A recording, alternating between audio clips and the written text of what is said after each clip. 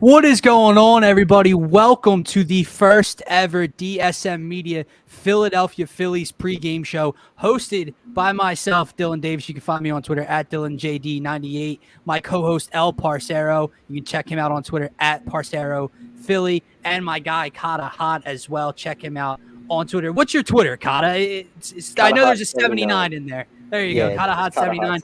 And we got a special guest today. You're going to be seeing him a lot throughout the season on this pregame show. Jason Voorhees. Check him out on Twitter at Mustang3651. Fellas, it's finally opening day. Meaningful baseball will be played at Citizens Bank Park in just about 35 minutes. How the hell are we feeling?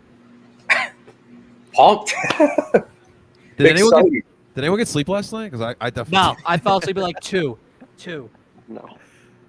Just thinking of opening day. Yeah, so just for what you guys can expect, you guys can check us live on DSM Media's Facebook, YouTube, Twitch, and Twitter accounts. We're also live on Parcero's Twitter and YouTube as well. But we'll be here. I'd say 162 games is a little far-fetched, Parcero, but a majority of the 162 will be getting done here right on DSM Media. Phillies pregame shows, about an hour or 30 minutes pre-show. We're going to be going through today's lineup card for the Philadelphia Phillies. What surprises did we see? There's a certain someone not at third base that I know Kata's going to want to discuss today. We'll talk about the pitching matchup between Aaron Nola and Frankie Montas, and we'll just talk about the overall feel of opening day, keys to victory, and all that. So, Parcero, kick us off, my guy.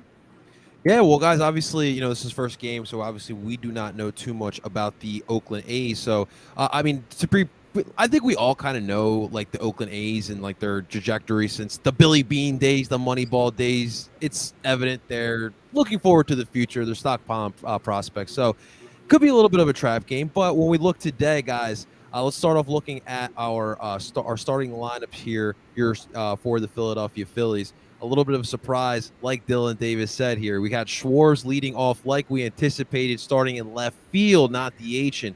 In your second hole, you got catcher JT Realmuto. And then in your third hole, you got the MVP, Bryce Harper. Your fourth hole, DH Nick Castellanos. You got Hoskins and fifth starting in first base. You got Didi Gregorius batting sixth, starting at shortstop.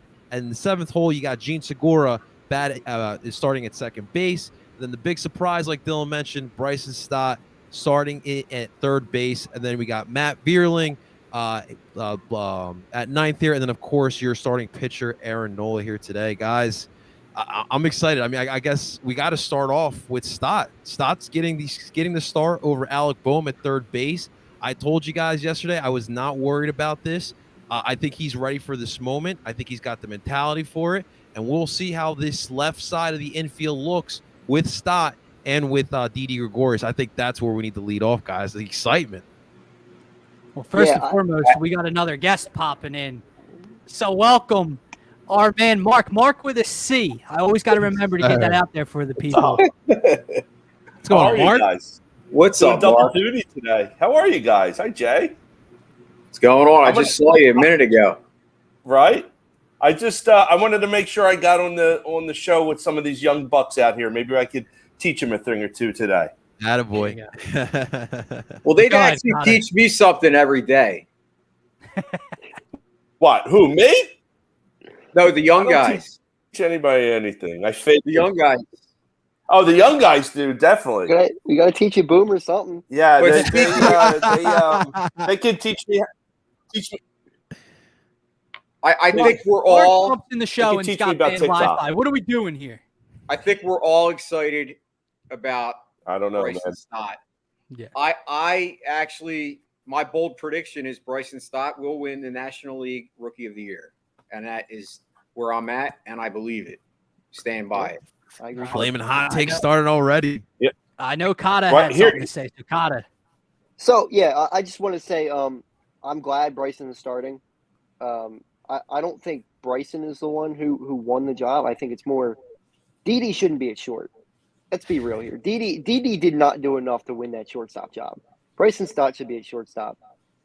I'm fine with Boehm being on the bench some, but I just hope it's not a whole platoon situation where he only plays against lefties or whatever, and it's just going to be a mess. He's never going to catch a groove that way.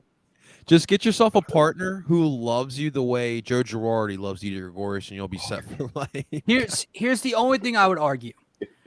I'm not the biggest Didi Gregorius guy out there. Nobody on this panel is, I don't think. But when we talk about earning and having the opportunity to take it and run with it, Alec Boehm had the opportunity all spring to leap Didi Gregorius. His stats were very similar to Didi's. Right, but that's not good enough. Like if I Alec guess. Boehm wants playing but time, the younger player should be over Didi Gregorius at this point. But we are kind of in win now mode. Yeah, we are kind of in win now mode as well, guys. I mean, I think the moves over the offseason kind of indicated that. So I think that for this organization, they thought to themselves, look, what are we trying to do? Are we trying to continue babying along and doing the little baby steps with Alec Boehm, or are we trying to win? Bryson's clear that he's ready. So I think that's kind of where they I want to get to Mark in 1 second because I know he's got something to say. But what I would love nothing more than to have clear-minded stud Alec Boehm back at third base and in this lineup next to Bryson Stott. I would prefer that over anything. But what I'm saying is from the second half of last year and spring so far, he just hasn't done anything to show that he's progressed. And until I start to see that, I'm not going to burn Joe for putting Didi in the starting lineup. Now, the second that Didi drops a pop fly in the short grass, we can have another conversation. But or if that batting average like dips back to 100. Sure. Yeah, unless he's batting 208 with 2 home runs 50 games in, then we'll have a problem. But Mark, I know you wanted to get something in. We have nobody to blame but ourselves for DD being on the team. And I say ourselves, the fans. If you recall, there was a big outcry, sign DD, sign DD, sign DD. I was one of them. And we signed him, and it's like, oh, boy. Now we're stuck with the guy. So listen, I don't have any hate for the guy, but we have players that are in the farm system who are cheaper and younger that could probably do as good, if not better, than how DD is performing right now. And I said on the morning show, don't be surprised if early in the season he's not on the team. They trade him for some pitching or some help down the road. Because especially if the young kids start to really, really prosper, then honestly, there's no real need for him to be on the team. I mean, how many shortstops do you need on the team? How many DHs do you need on the team? So, he should be able to get somebody that's serviceable for our pennant run, which I think we might do this year. I'm with you. You can look at the Sixers right now and look at how many centers they have on the active roster. You don't need to stockpile a bunch of dudes that aren't going to play at one position. But any other surprises in this lineup card? Obviously, I think we're all in agreement. Bryson Stott, we're happy that he's in the lineup. We're happy he's playing. The argument would be, should he be at shortstop and should Alec Boehm be in the lineup over Didi Gregorius? But this is what it is. Anything else? Do you guys, I think two-hole was a big thing we were all looking at. Who's going to fill that spot? JT Real Muto gets the nod. What do you guys think there? Not so much of a surprise, right? I don't think so. I'm more surprised. Go ahead. No, you go. I'm more surprised that Gregorius is batting ahead of Segura. Yeah. Right. I agree. That's a good one. Yeah.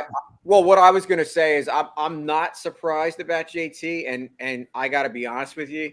JT Real Muto has done some of his best work in the two-hole, believe it or not. If you go back to his days with the Marlins, he's a guy that's going to hit for average.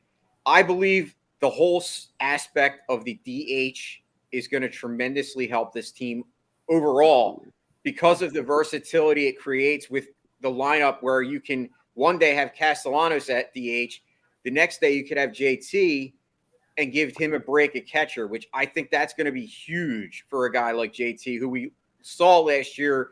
I'm not going to say he had a bad year, but he started to break down physically. Yeah. So I think it's huge, and I think JT in the two-hole is awesome. Now, don't get me wrong, Segura was a good two-hole hitter as well, but I think Segura has some of that sneaky pop too, where he could actually you could kind of role reverse him and JT and kind of get the same production is what I'm getting at. So, I think it's weird just looking at the lineup and seeing a guy like Schwarber leading off and Real Muto, a catcher, batting second. That's just atypical for a baseball lineup. But you know what? If it works, it works. And we're going to find out in less than a half hour. Dylan, didn't you call Schwarber starting at left field too? Yeah. I mean, I think that and the JT thing last night is. I just kind of looked at what Joe was leaning towards more towards the end of spring training. Obviously, throughout the spring, he tinkered with the lineup. He tinkered with left field and everything in DH. But once you saw JT, I think he had a couple games in a row where all the big bats played and he was in that 2 hole. And same thing with Schwarber and Castellanos DHing. I just thought that's kind of where he was leaning. And I don't mind it. I want to go on something Jason said, and then we can move on to the pitching matchup. But the DH thing, that rule change saved the Phillies. I mentioned this last night. The Philadelphia Phillies do not have both Kyle Schwarber and Nick Castellanos if there is no universal DH in the National League. I firmly believe that. What would they do? Well, that you would have to what? Bryce goes to center. What they would have no other option. So that rule change saved us. And now, like to Jason's point, the versatility of if Reese needs a day off, you can also get JT a little bit of day off because Reese can DH and JT can play first base. If Bryce needs a day off, Castellanos can play right field. Bryce can DH. You can do a lot of things. Schwarber to first base. You can do a ton with this DH and this lineup. And I love it because you're not going to have to see a lot of rest days from guys because they can just get put in the DH spot. Absolutely. What gets me excited about this batting lineup is I do like how Joe kind of spread out the power, putting Gene at that bottom half there, and then moving up Didi. I liked how we spread it out the power, and it's going to be a tough challenge for any pitcher on a day-to-day basis with all the power that's in this lineup here, guys. I'm with you, dude. And apparently the ballpark is buzzing right now, and during warm-ups, Castellanos put one deep in the left. And Schwarber apparently hit the Toyota sign. So these dudes are showing off the power. They're not playing around. Yeah, to the full capacity Citizens Bank Park. But Parcero, what do you say we get into this pitching matchup today? Because let's do it, guys. I firmly the Phillies obviously clearly have the edge with the lineup card. Mm-hmm. This pitching matchup's interesting because Aaron Nola is the guy we're all looking at in this starting rotation. Can he bounce back? And Yes, then sir. Frank on the opponent, Frankie Montas is a stud. Yes, sir. Bring So him back. what do you guys think? Don't Kyle, let him I'll go leave. to you first. What do you guys think of this pitching matchup? What do you think each needs to do? Like, what do you think Nola needs to do to be successful, and what do you think the Phillies need to do to be successful against Montas? I think Nola needs 5 or 6 solid innings, 2 runs, 3 runs, something like that. And I think the Phillies just need to hit the ball. I mean, I don't think they're going to have any problems hitting all year. I don't have a single worry about this team. They're going to be juiced up. I expect 2 or 3 home runs today from the Phillies at least. Here's the thing. No, go ahead. I'm sorry. No, go. No, what I was going to say is we've seen Aaron Nola go 560 plenty of times. It's don't allow that one hit to dictate the rest of your outing. And that was a problem with Aaron Nola last year. It's that mental block that he was having. Look, he's comfortable in the spot. Look, what's his 5th, 6th straight home opening day start. So you've been in the situation. You know what's going to happen. You know the whole place is going to be buzzing. So go out there, pitch your stuff. Don't worry about one bad pitch and just keep moving forward. And I think that like Katahat said, I think the bats are going to back him up here today. Mark, what do you think needs to happen with this starting matchup? I can't say that I'm an expert on the Oakland A's roster. Other than you shouldn't.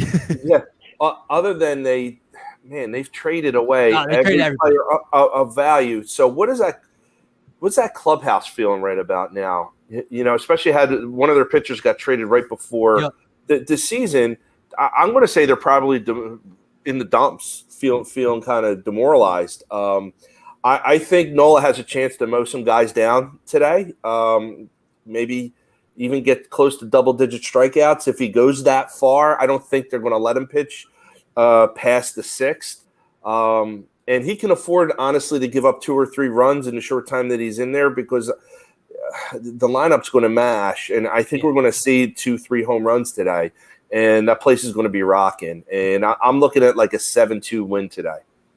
Real quick, I want to ask you guys, what do we think of the new slogan this year? Not ring the bell, smash the bell. I thought that was clever by the marketing team over at the Phillies. Jason, what do you make of this pitching matchup? I mean, I'm kind of with where all you guys are. I mean, as far as Aaron Nola is concerned, I think we all agree Aaron Nola has ace stuff. Yep. It's the problem with Aaron Nola is it's his inconsistency, and what I see is, and Persero kind of hit on it. He'll go 2-3 times through the lineup and with no problem, and then all of a sudden, the fourth time around, he can't all of a sudden locate his fastball and he leaves one hanging. And the problem is a lot of times his ERA is inflated by those situations. Like if you really look at Aaron Nola, like look at his I know they have the stat ERA and then there's other stats which are more, they kind of dive more into the analytics part of it. And I believe, I forget the name of the stat, but it's actually 1 point lower than his earned run average. And what that shows is that when he can control things, meaning when he's going through the lineup where he's comfortable, he's fine. It's those crooked numbers that occur the fourth time through the lineup where he gives a fastball over the corner and it's smacked out of the yard, and all of a sudden it's 4 runs to his earned run average. The problem is he needs to be more consistent at finishing and not getting to that point. And we all agree. Aaron Nola, I mean, I remember the game last year where he almost broke Tom Seaver's record where he struck out 10 batters and he drove in a run. Exactly. He's capable of having elite stuff. Yeah. It's just where he's at. Now, I will say, I think the Phillies lineup this year, the Phillies pitchers knowing that they have that lineup that can put up a crooked number anytime is all automatically going to take the stress level and the amount of like, when a pitcher's like tight, they kind of try to force things. I think they're going to go up there with no stress, knowing that this lineup can score 5 runs the next inning. And that's going to actually help the pitching staff. Listen, me and Jason did not talk pre-show, and that's crazy because I was going to ask you guys this follow-up question. You guys all use the terms comfortable. To his point, that was my follow-up. Yes, last night we all talked about regression with these guys, right? Zach Wheeler is probably not going to have another Cy Young runner-up type season. Rangers not going to throw a sub-2, right? However, being that comfortable, not being tight, not feeling like you have to pitch a perfect or a clean game with this lineup behind you, maybe that will take away from the regression we're expecting. Maybe Aaron Nola, maybe Ranger Suarez, Zach Eflin, Kyle Gibson, etc., can be better than even what I'm expecting because, like to Jason's point, you don't have to be perfect. And that, yes, that doesn't mean you can just go out there and la-di-da-di-da, but you know that, okay, I don't have to locate this fastball in the 4th inning on the corner to get out of this jam because I got no one in the top of the 5th to help me out. Yeah. Did we hear the story of Aaron Nola's all season, gentlemen? I know he cut his hair. Well, that too. That was also very strange. But apparently he grabbed a van, his girl, and his dog and went road tripping throughout the country. So that's the reason why Aaron Nola's going to bounce back. He cleared his mind on 95 or wherever he was at. So there you go. We need to do a DSM road trip as well. Maybe we'll clear him real up quick. as well. I didn't get to bring this up last night. Did you guys see, since it's close to me, and Jason and I pre-show were talking about South Jersey areas, do you guys see where Nick Castellanos moved into? Yeah, Ben Simmons did. And then did you see it was either his wife or his mom? I forget what Castellanos with the sage. With the sage in the house. Dude, I love that freaking family. Get rid of the bad juju over there. Yeah. That's there. You had to be hysterical when you saw that, Dylan, because I know I was. Because I've seen the house. It's right off. I'm not going to say where it is. People can find it, but I won't say where it is. But it's not far from me, and I've seen the house when Ben was in there. And now like there's just a better Philadelphia athlete, a more likable Philadelphia athlete in my surrounding neighborhood now. So I'm happy with it. He gets it, man. He gets the city. He's a Philadelphian, I feel like. Nick Castellanos I'm joking, but I feel like he's the type of dude that would like invite people to his house. Yeah. Like he would have a barbecue with the fan base. Like he's the antithesis of Ben Simmons. Oh yeah. Basically, then Nick Castellanos also gives you that I will bite your effing head off type of thing. So we love that. I know, but I don't know if he's all honky dory with the, you know what I mean? Like one. So who knows? But I guess I meant antithesis of caring. Oh yeah, 100%. He invites fans over to play horse because we know Ben wasn't doing that. Yeah. All right, guys. We got about 5 to 10 minutes left. So I don't want to get overly confident in today's matchup. Frankie Montas is going to be a tough battle, I think, for at least halfway through this game with this lineup. But we'll see. I want, if you guys have a key to victory or two for the Philadelphia Phillies to pull out a win today. Jason, I'll start with you.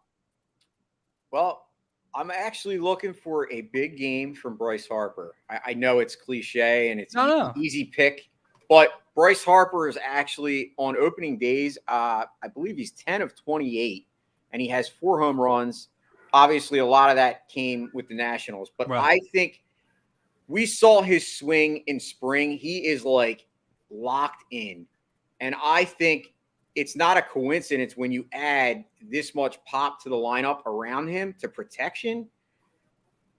Bryce Harper's numbers this year, I believe, have an opportunity to actually be better than last year. And that's why I'm not shy to say that he has a definite shot to repeat MVP. So I look for Bryce Harper to actually come out early today in the first inning. Is that your standout star as well? It is. He's going to hit a home run in the first inning, and I believe he's going to end the game as the standout because of, he'll have a couple more hits, but he's going to be the key to the game. Yeah, and Alex chiming in. Harper is Mr. April, one of the best hitters in baseball history in the month of April. It's a great point. Mark, I'll throw it to you. We can lump these together like Jason did if you guys want. It's not a bad idea. A key to victory plus a standout star for the Phillies if they're one and the same. There's the first 5 batters. I'm going to expect 7 hits out of the first 5 batters, including a home run. And I think Harper does steal the show today. I think this is his spotlight. He's going to shine, and he's going to make the crowd go crazy. I don't know if he'll hit a home run, but he's going to go ahead and do something that is going to get the crowd all hyped up, and the place is just going to go nuts. Are we going to get another bow? Are we going to get another bow like when he first became a fighting? We might. Maybe a tip of the cap. A bow at game 1 of the season is a little too much, I think. Yeah. What's he give you? He gives you the cap, and then he gives you the couple fist pumps in a row, right? Kyle, standout star and key to victory for the Phillies today. So my key to victory today is he does that real way. Mark's Wi-Fi is all delayed. My key to victory today is Joe Girardi knowing when to pull Aaron Nola. Okay. He can't let him go too long before he gives up, because he's going to give it up at some point. We know he's going to fall apart at some point. Nola always does. And then my standout star is going to be Bryson Stott. I think the kid is just cool, calm, and collected. I like that. And he's going to be great. The first game that he played with the Fightins, he had 2 home runs. The first at bat, he had a home run on the first pitch. So I expect the same for the Phillies. Bryson Stott's got stoned to me just like Tyrese Maxey does. The moment's never absolutely. Dylan. Big. Dude, that's spicy. I like that. I like that. God. I'm sorry. He gives me Chase Utley vibes, like the way he plays the game. And he's from the West Coast, too. Good point. He's from the West Coast. West Coast, baby. He's got a much different attitude than him. He has the swagger, though. Not showing Bohm how to play third base is my key. Parcero, my guy, standout star and key to victory for the Fightins. So I really want to say Bryce because, you got a lot of new bats in this lineup, and he is the reigning NL MVP. I'm going to go with someone who brought us a big smile in last year's home opener. I'm going to go Gene Segura, batting there near the bottom there. Could he be doing a walk-off? I hope not, right? We hope that we can take care of the Oakland A's, but I'm going to say something a little bit out of the ordinary. I'm going to say the bats are the key here today, and here's the reason why. I want to put the Oakland A's away early, and Frankie Montas, I know he's going to come in here feeling himself. He's going to all right, these bats, I'm going to strike these mother effers out, and I want these bats to put him in his place. And with that happening, easing off the pressure of Aaron Nola. So bats, we've heard all the hype. We've heard all the homers these guys are going to be hitting out of Citizens Bank Park. Show it from day one. Put your money where your mouth is, and let's take this home opening win for game 1. Let's get it, boy. All right. It's not, a surprise. First of all, I agree with the Bryce Harper points. I think Bryce does put on a show. I think Bryce at least goes for 2 hits today. He might even hit a bomb. But I mentioned with Kata's point about Stones and being built for the moment. And if this crowd is as electric as it is, a dude that I just feel like is built for this is Nick Castellanos. Is that not cocky, but that confident dude playing at DH today for the Titans. I think he hits one deep into left field today for the Philadelphia Phillies. I think he even goes for 2 hits today. And a key to victory is I just think Aaron Nola, don't get behind early. I'll go to the antithesis of what Parcero said. Parcero said put Oakland away early. They're not a good team. Same thing with basketball and football. Don't let bad teams hang around for too long because it gives them the idea that they can beat you and the confidence that they can beat you. My thing is there's all this emotion and energy about this lineup, right? Don't make it 4-0 early where these dudes feel like they have to get up there and show up and show out and bring you back into a ball game. Aaron Nola, Nick Castellanos is going to be my standout star, but I think Aaron Nola is the key to victory today in terms of starting strong and finishing strong. Well, we will see. That's gentlemen, as we wrap this first pregame show up, I need score predictions from you. Kata, I'll start with you. 6-5 Phillies win. Ooh. Close one. Okay. Not covering the run line. Not something I like to hear that as a man who bet Phillies run line. Mark. 7-2 Phillies. Covering the run line. I like it. 1-1. Jason. 9-4 Phillies. Covering the run line. Let's go. Putting up runs. Parcero, what do you got for me? I'm going to go 5-2 Phillies. 5-2 covering. I think the Phillies score 6 today. I'm going to go fighting 6-3. I think Nola gets out of it with 2 runs given up. I think the bullpen gives up a run in like the 8th inning when the Phillies are up 4 or 5. I think the Titans come away with a nice, easy kind of win today. And we do have a last comment by Alex. 9-3 fight. He's on the Jason vibes. People are expecting heavy offense from the Titans today. I love it. And we should be excited all year. Fellas, any last words before we end this? I hear that bell ringing. You hear it? It's already ringing? Smash the bell? Smash the bell. Smash the bell, man. Let's Everyone go, out boys. there, enjoy the game. It's beautiful weather. Let's get a dub here today, guys. All right, fellas. Enjoy the game. Ooh, Peace out, guys. Let's go, Phil. Here you go, guys.